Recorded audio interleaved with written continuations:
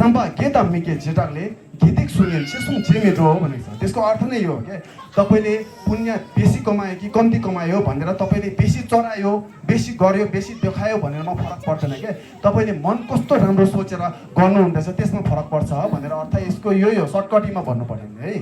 र बुद्धले अर्को के भनेको छ हाम्रो यो सूत्रतिर त्यही भनेको छ दिक्पा चियाङ मिजाजिङ घेवा फुसुम छोपर्छु राङ्गी सेन्नी यौसुदुल दिनी साङ्गे तेम्पा यही भन्नुपर्छ।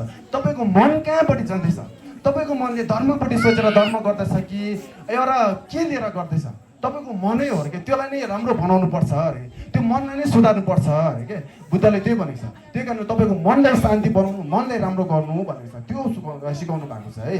त्यही कारणले गर्दाखेरि हामी हो त्यस्तो मनहरू लिनु जरुरी छ। र अब कसै मान्छेले फेरि गुम्बामा डोनेट गर्दैछ है डोनेटहरू गर्दैछ कसैले घेवा गर्दैछ कसैले अथवा धर्म केही गर्दैछ जस्तो कि अब हाम्रो मान्छेले कोहीले डोनेट गर्नेले डोनेट गर्छ होइन डोनेसन दिनुहुन्छ र कसै धर्महरू छाकहरू अर्थात् ढोकहरू गर्दैछ भने पनि अब हामीले त्यस्तो चढाउनु सकेन भने पनि त्यो पुण्य पाउनुको लागि चाहिँ हामीले के गर्नु पर्यो भन्दाखेरि चाहिँ हामीले त्यो अर्काले गरेको धर्मलाई चाहिँ हामीले जेसु इराम अर्थात् त्यसलाई हामी आफै खुसी हुनु पर्यो क्या त्यो भयो भने चाहिँ उताले जति धर्म कमाउँदैछ तपाईँले पनि त्यति नै पाउँछ। जस्तै कि अब कसैले लाखौँ पैसा चढाउँदैछ भने तपाईँले त्यो चढाउनु सक्ने तपाईँकोमा एउटा क्षमता छैन भने त्यसलाई तपाईँले के गर्नुहोस् अर्काले चढाएको अर्काले राम्रो काम गर्दै गरेको तपाईँ मनबाट खुसी हुनुहोस् न तपाईँको मनमा नराम्रो नसोच्नुहोस् तपाईँको मनले राम्रो उसले जे गर्दैछ राम्रो हो एकदम राम्रो हो भनेर मनभित्रबाट सोचिदियो भने त्यो मान्छेले जति पुण्य कमाउँछ त्यो तपाईँले पनि पाउँछ भनेको छ क्या। यो पनि फेरि मैले भनेको होइन हाम्रो धेमेन सधैँ पर्छ तपाईँहरूले है त्यो भित्र भन्नुभएको छ सेन्की केवा जेबा थोबेसेस देला ठाडो यङले सेम्पाङले उनी गावी जेसु इराङ न दे सुनम थोपड यमरा सुङ भनेको छ। अर्थात् तपाईँले कसैले धर्म गरेको देख्यो र सुन्यो भने त्यसमा तपाईँले नराम्रो त्यो दृष्टिकोण सोचहरू उता छोडेर तपाईँले त्यो मनहरूलाई त्योपट्टि खुसी व्यक्त गर्नुहोस् न तपाईँले त्यसको पुण्य पनि उसले जति कमाउँदैछ तपाईँले पनि पाउँछ भनेको छ क्या है। त्यो कारणले हामीले मन चाहिँ इम्पोर्टेन्ट रहेछ नि हाम्रो मन एकदमै इम्पोर्टेन्ट रहेछ भन्ने कुरा चाहिँ यो मैले भनेको होइन यो चाहिँ सूत्र शास्त्रतिर भनेको छ क्या जस्तो अघि तपाईँले बोकेर लानु हो त्योभित्र नै भनेको छ कति कुराहरू है। अन्त यो चाहिँ एकदमै इम्पोर्टेन्ट रहेछ जस्तो मलाई लाग्छ।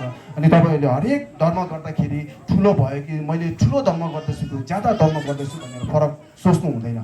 र हामीले बुद्धले चाहिँ के सिकाउँछ भन्दाखेरि आफ्नो दुश्मनलाई पनि राम्रो गर्नु सिकाउँछ क्या हाम्रो त्यो खालको बाटो। अर्कोको मान्छेले के सोच्दैछ हामी त्यसमा ध्यान दिँदैनौँ तपाईँले के सोच्दैछ त्योपट्टि ध्यान दिउँ क्या। अर्कोले तपाईँलाई नराम्रो सुकै भन्नुहोस् केही फरक पर्दैन तर तपाईँको मनले के सोच्दैछ तपाईँको मनले जवाब के हुँदैछ। यदि अर्काले तपाईँलाई धनुकार अर्थात् के अब एउटा केले काट्नेले तपाईँलाई असर गर्ने एउटा नराम्रो गर्दैछ भने तपाईँले त्योपट्टि राम्रो मनले सोच्नुहोस् न तपाईँले धर्म पुण्य भनेको त्यसरी कमिन्छ क्या। अन्त बुद्धले पनि त्यो सिकाउँछ है त्यो मोस्ट इम्पोर्टेन्ट हो त्यो एकदमै महत्त्वपूर्ण हो है। हामीले चाहिँ धर्म कर्म गर्दाखेरि एउटा मन भन्ने चाहिँ एकदम इम्पोर्टेन्ट मान्छेले भन्ने गर्छ नि हामीले होइन आफ्नो मन चाहिँ राजा जस्तो हो र यो हाम्रो यो बचान र यो शरीर चाहिँ नोकर जस्तो हो अरे क्या। हाम्रो मन चाहिँ राजा जस्तो जे सोच्यो कतै कतै हाम्रो बचान र शरीरले पनि त्यहीपट्टि जान्छ क्या। तपाईँले राम्रो सोच्नु भयो भने हाम्रो शरीर र बचान पनि राम्रैपट्टि जान्छ बुझ्नुभयो। अनि त्यो कारणले मन चाहिँ एकदम इम्पोर्टेन्ट। फेरि कति व्यक्तिहरू के हुन्छ भन्दाखेरि बाहिरबाट गर्दाखेरि कतै कतै नराम्रो हुन्छ तर उसको मनभित्र शुद्ध हुन्छ क्या उसले पनि ज्यादा जस्तो कि अब पाप ज्यादा गर्दैन। जस्तै बाहिर मान्छेहरूलाई मैले कसैले हिकाउँदैछु कसैले नराम्रो भन्दैछु भने पनि सायद त्यो नराम्रो भएकोले उतालाई फाइदा हुनुको लागि बनाउँदैछ भने तपाईँको मनभित्र त्यसलाई फाइदा हुनुको लागि तपाईँले के गाली गर्दैछ भने त्यो कतै कतै पाप जस्तो देख्छ तर त्यो पाप होइन क्या त्यो कतै कतै तपाईँ धर्म कमाउँदैछ। त्यो कारणले मन एकदम इम्पोर्टेन्ट हो है यो कुराहरू इम्पोर्टेन्ट हो भने चाहिँ फेरि मैले पनि भनेको होइन म चाहिँ यसो अब तपाईँहरू सबैले भन्नुहुन्छ होइन अब मैले भनेको होइन म साधारण मान्छेले भनेको होइन यो स्वयं बुद्धले भन्नुभएको कुराहरू है। यो कुराहरूलाई हामीले पालन गऱ्यो भने पुण्य ज्यादा कमाउने आफ्नोमा त्यो के भन्छ धन दौलतहरू धेरै चढाउनु अवस्था छैन क्या तपाईँको मन राम्रो छ भने यो एकदमै इम्पोर्टेन्ट भएर चाहिँ मैले तपाईँलाई यो सानो अनि जानकारी दिनु चाहेँ है। अन्त सँगसँगै अब हामी यहाँ हाम्रो श्रीबदम यो जति पनि हाम्रो श्रीबदमवासी हुनुहुन्छ तपाईँ हामी सबै जहिले पनि महिनामा एकताल यो गुम्बामा आएर हामीले यहाँ पूजा गर्ने गर्छौँ है। तर अहिलेको समयमा चाहिँ के भएको रहेछ भन्दा हाम्रो यहाँ पूजाको जति पनि कमिटीहरू हुनुहुन्छ श्रीबदमवासीहरू हुनुहुन्छ म तपाईँलाई नराम्रो भनेको होइन तर अलग अलग छुट्टिएर है कतै कतै कामहरू गर्ने मात्रै अन्त लामाहरू आएर पूजा मात्रै गरेर जाने जस्तो रहेछ कतै कतै मलाई चाहिँ त्यो मनमा छोयो क्या। त्यो हुनु त तपाईँहरूले नराम्रो चाहिँ गरेको भन्दिनँ, एकदमै राम्रो हो है। तर राम्रोलाई पनि अझै राम्रो बनाउनु चाहिँ के गर्नुपर्छ भन्दाखेरि चाहिँ स्वयं हामीले यो धर्महरू बुझ्नु एकदमै जरुरी छ क्या, बुझ्नु एकदमै जरुरी छ। बुझेर त हामीले ज्ञान प्राप्त गर्नु पर्यो, नबुझिकन ज्ञान प्राप्त गर्ने त कोही पनि छैन। स्कुल क्लास 6 र 7 क्लास 10मै राख्दिउँ, कुनै क्लास भएर अर्को क्लासमा जानु छ भने त्यो क्लासको ज्ञान पर्सेन्टेजमा हामीले जोड्यो भने 40-50% त हामीलाई हुनु पऱ्यो नि त होइन, नभए अर्को क्लास पाउँदैन नि त हामीले। हो त्यस्तो इम्पोर्टेन्ट छ। त्यो कारणले अब यो न्याङ्गाहरू पनि म स्वयं पनि म आफै पनि यहाँनिर न्याङ्गा पूजामा सधैँ नानीहरू लिएर हामी पूजा गर्नेछौँ है। कतै म भएन भने अर्को हाम्रो लोपेनहरू आउनुहुन्छ र तपाईँहरू जति पनि हाम्रो श्रीपदमवासी हुनुहुन्छ तपाईँहरू सबैजना आइदिनुहोस्। स्पेसली हाम्रो जति आमालाहरू हुनुहुन्छ है, तपाईँहरू सबै आउनुहोस्।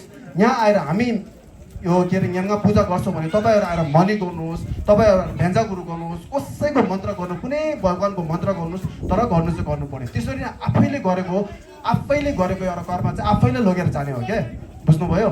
तपाईँले कसैको आफैले राम्रो कर्म गर्नुको लागि चाहिँ आफैले दुःख गर्नुपर्छ। हामी यहाँ आएर पूजा गर्छौँ, तपाईँहरू आएर मनी गर्नुहोस्। त्यति बेला हामी धर्मको कुराहरू धेरै कुराहरू सिक्नुपर्ने छ, त्यो कुराहरू हामी सिकौँला होइन।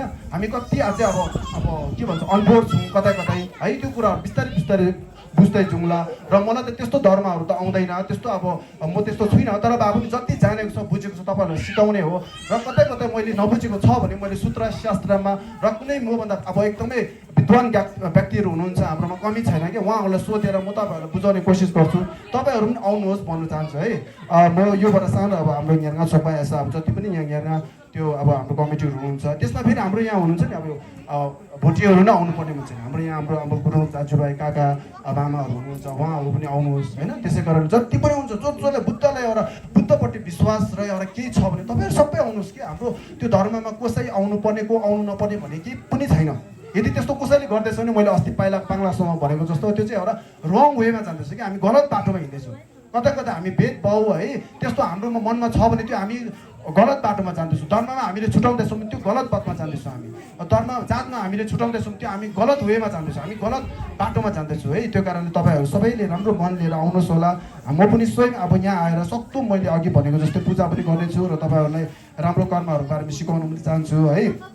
त्यस्तै कारणले अब यो के भन्छ हाम्रो यो अब हिजो खास अब हाम्रो जति पनि यो गुम्बामा डोनेट गर्ने धेरै हुनुहुन्छ क्या। जस्तो कि अब यहाँ बाटोदेखि बाटो बनाउने हिजो मैले कतिलाई भन्यो है, तर अब यो बाटो बनाउँदाखेरि डोजरहरू धेरै यो हाम्रो कुमार सरहरू हुनुहुन्छ नि, उहाँहरूले धेरै डोनेटहरू गर्नुभएको रहेछ है। त्यसै कारणले अब यो पूजा हुँदाखेरि कति मान्छेहरूले आफ्नो एउटा क्षमता अनुसारले हेल्प गर्नुभएको छ क्या। जस्तो कि अब पैसा निकाल्नु सक्नेले पैसाको हेल्प गर्नु हुँदैछ भने र काम गर्नेहरूले काम गर्नु हुँदैछ क्या। सबैले बराबर धर्म कमाइरहेको छ मैले हेर्दाखेरि चाहिँ है। फेरि माथि चढाउनेले चाहिँ राम्रो धर्म मैले चाहिँ गर्नु सकेन भन्ने सोच्ने होइन, तपाईँले जे एउटा क्षमता अनुसारले गर्दैछ सबैले पुण्य राम्रो कमाइरहेछ, त्यो सोचेर चाहिँ हामीले कर्म गर्नुपर्छ जस्तो मलाई लाग्छ है। त्यो लाग्छ मात्रै होइन, त्यो हो है।